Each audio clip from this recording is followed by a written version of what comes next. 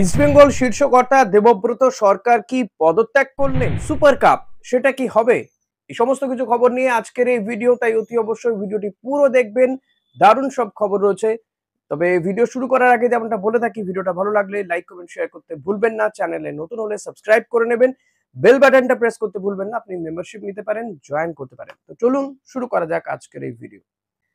নিতু সরকার বা দেবব্রত সরকার ইস্টবেঙ্গলের শীর্ষকর্তা, যাকে ছাড়া ইস্টবেঙ্গলের মাঠে ময়দানে যে সমস্ত গাছ রয়েছে তার একটা পাতাও বোধহয় এদিক ওদিক হয় না। তবে ইদানিং কিছু ব্যতিক্রমী ঘটনা ঘটছে। তবে এই নিতু সরকার কি সবকিছু জেনে শুনে ক্ষুব্ধ?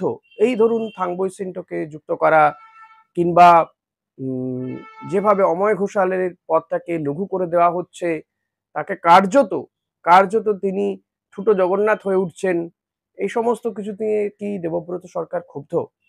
তাই কি তিনি পদত্যাগ করছেন? না না, এমন কোনো খবর নেই যে দেবব্রত সরকার পদত্যাগ করছেন। It's just a joke. আজকে এপ্রিল ফুল।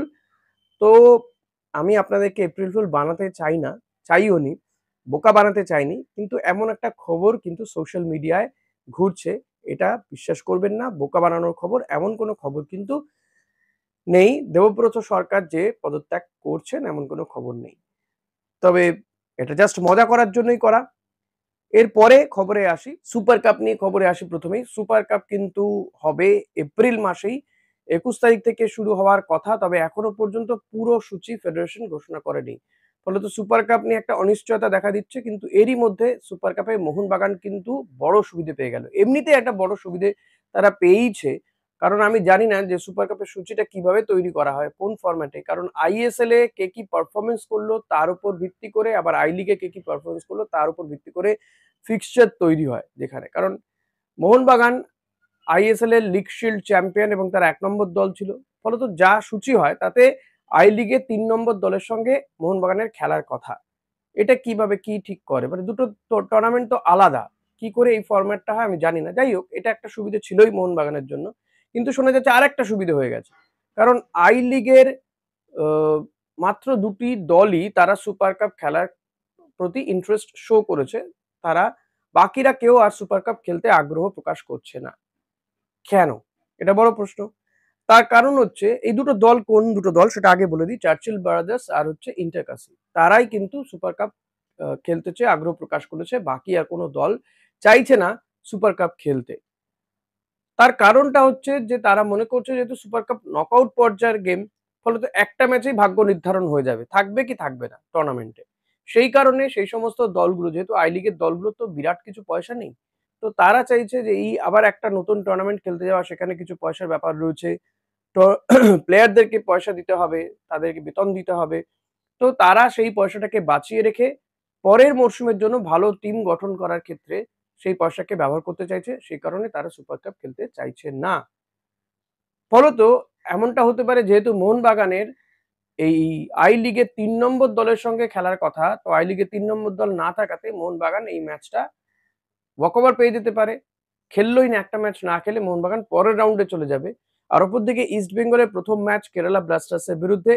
কেরালা ব্লাস্টার্সের বিরুদ্ধে যদি ইস্ট বেঙ্গল জেতে, তাহলে গিয়ে তার পরের ম্যাচটা পড়বে কিন্তু মোহনবাগানের সঙ্গে। ফলত সুপার কাপে আবারও একটা ডার্বির সম্ভাবনা রয়েছে, সেটা হাই চান্স একেবারে। এবং সুপার কাপ কিন্তু ইস্টবেঙ্গল চাইছে ডিফেন্ড করতে, তারা ডিফেন্ডিং চ্যাম্পিয়ন। সেই উড়িষ্যাতেই খেলা হচ্ছে। এর আগে কলিঙ্গ সুপার কাপ ইস্টবেঙ্গল জয় করেছে ক্লিটন সিলভার নেতৃত্বে। আবারও সুপার কাপের দোরগোড়াতে সুপার কাপের জন্য প্রস্তুতি শুরু করছে ইস্টবেঙ্গল। এবং এই মরশুমের শেষ ট্রফি এই সুপার কাপ, তাই অস্কার বুজো, ইস্টবেঙ্গল কর্তা, ইমামি কর্তা প্রত্যেকেই কিন্তু চাইছেন এই সুপার কাপকে জয় করতে বা ডিফেন্ড করতে, ধরে রাখতে, যাতে অন্তত মরশুমের শেষটা ভালোভাবে কাটে। কথায় বলে যার শেষ ভালো তার সব ভালো। তাই শেষটা ভালো করতে চাইছেন অস্কার বুজো।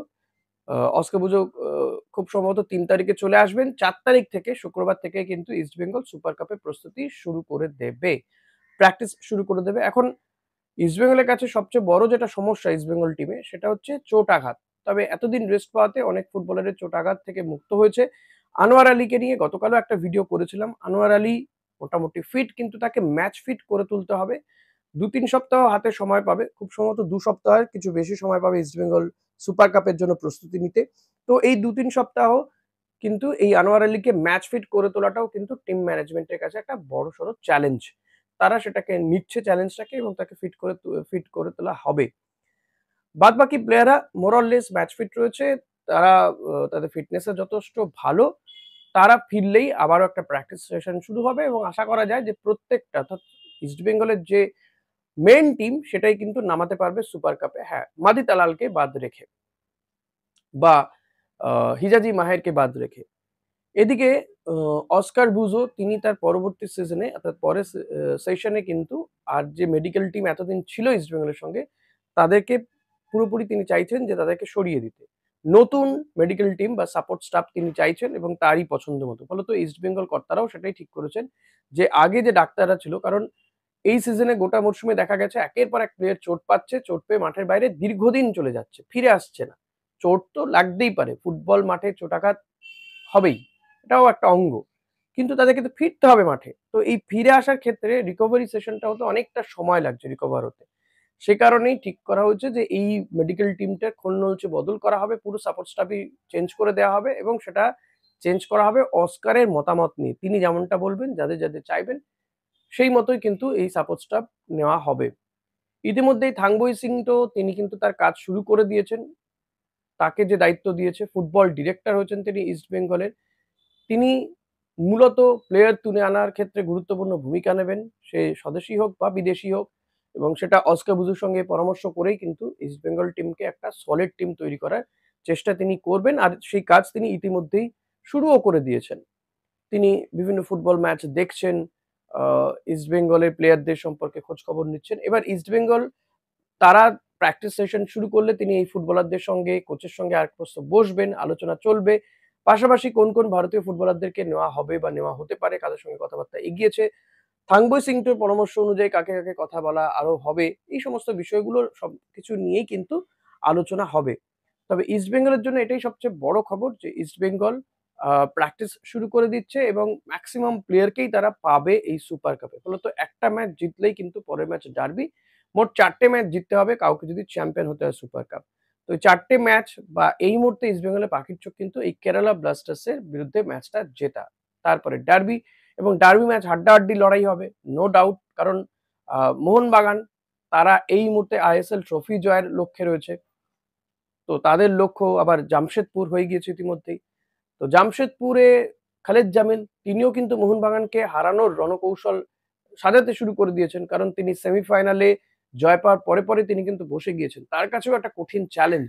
তিনি যদি কোনোভাবে মোহনবাগানকে হারিয়ে দিতে পারেন, তাহলে কিন্তু বিরাট অ্যাচিভমেন্ট তার জন্য অপেক্ষা করে রয়েছে। তো খালেদ জামিল ছেড়ে দেওয়ার পাত্র নন তিনি। যতই মোহনবাগানের বিরুদ্ধে মোহনবাগান যতই এই আইএসএল লিগ শিল্ড চ্যাম্পিয়ন হোক না কেন, মোহনবাগানকে কিন্তু হারানোর জন্য কি করা যেতে পারে, কিভাবে কি করা যেতে পারে, খালেদ জামিলকে আমি যতটুকু বুঝতে পারছি, অনেকটা দূর থেকেই হয়তো বুঝতে পারছি, যতটুকু আমি জানি না সেটা সঠিকও হতে পারে, ভুলও হতে পারে। তিনি কিন্তু লড়াইটা শেষ পয়েন্ট পর্যন্ত করতে চান। এমন একজন ভারতীয় কোচ যিনি এই বিদেশি কোচদের সঙ্গে সমান তালে টক্কর দিচ্ছেন শুধু নয়, জামশেদপুরের মতো টিমকে তিনি সেমিফাইনালে নিয়ে গিয়েছেন। তো হ্যাটস অফ খালেদ জামিল, এবং মোহনবাগানকে হারানোর রণকৌশল তিনি কিন্তু এই সেমিফাইনাল ম্যাচটা শেষ হওয়ার পর থেকেই যে শুরু করে দিয়েছেন ভাবনা চিন্তা, সেটা কিন্তু নিঃসন্দেহে বলতে পারি। ফলত মোহনবাগান খেলার মধ্যে থাকবে, ইস্ট বেঙ্গল বা যারা এই প্লে অফে নেই তাদের কাছে একটা সুবিধে, তারা একটু দীর্ঘ সময় পেয়ে যাচ্ছে প্র্যাকটিসের জন্য, সুপার কাপের প্রস্তুতি নেওয়ার জন্য।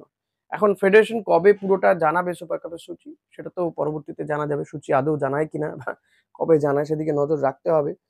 তবে মোহনবাগানের জন্য কিন্তু বড়সড় সুযোগ চলে এসেছে, বড়সড় সুবিধে হয়ে গিয়েছে। এমনিতেই তারা অ্যাডভান্টেজ পজিশনে ছিল, ভালো টিম, নো ডাউট, কিন্তু এটাও একটা বড় সুযোগ।